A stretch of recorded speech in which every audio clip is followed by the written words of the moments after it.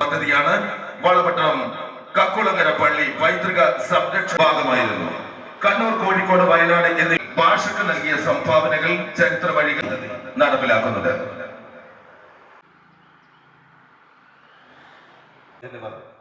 ആശംസകൾ അർപ്പിക്കാം.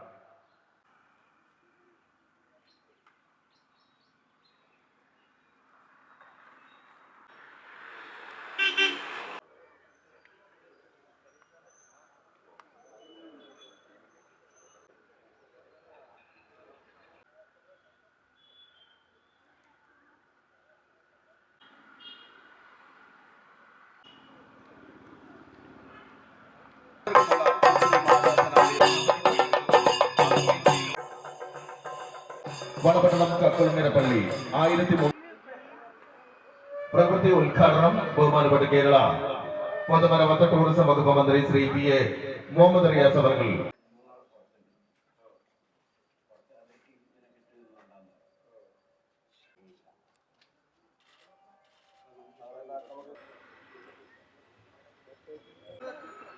വേദിയിലും സദസ്സിലും സന്നിഹിതരായിട്ടുള്ള കോട്ടകൾ, ചന്തകൾ, കാവ്, ക്ഷേത്രങ്ങൾ,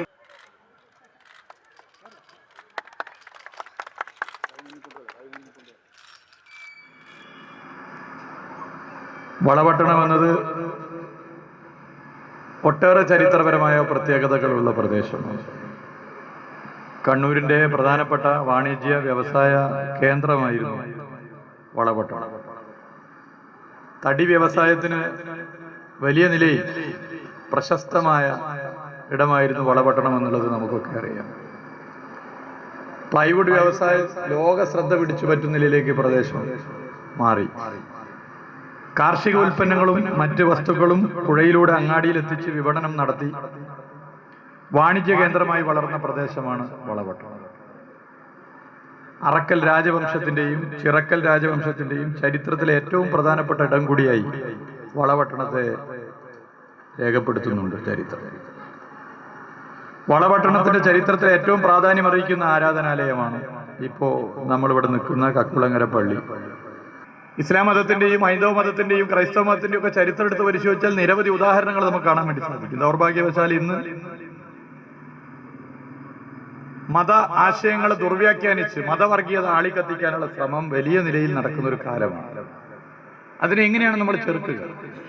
അതിനെ ചെറുക്കാൻ ഉറങ്ങിക്കിടക്കുന്ന ചരിത്രത്തെ ഉണർത്തി വർത്തമാന കാലഘട്ടത്തിലെ ജീവനുള്ള ശരീരമാക്കി മാറ്റുക. അതാണ് ഇതുകൊണ്ട് സർക്കാർ ഉദ്ദേശിക്കുന്നത്. ഈ ചരിത്രത്തെ ഇന്നത്തെ തലമുറയെ പഠിപ്പിക്കാനും ബോധ്യപ്പെടുത്താനും ഭാവി തലമുറയെ ഈ ചരിത്രത്തെ ഓർമ്മപ്പെടുത്തി മുന്നോട്ട് പോകാനും സാധ്യമാക്കുന്ന നിലയിലേക്ക് മാറ്റുക. അതാണ് ഈ പദ്ധതി കൊണ്ട് സർക്കാർ ഉദ്ദേശിക്കുന്നത്.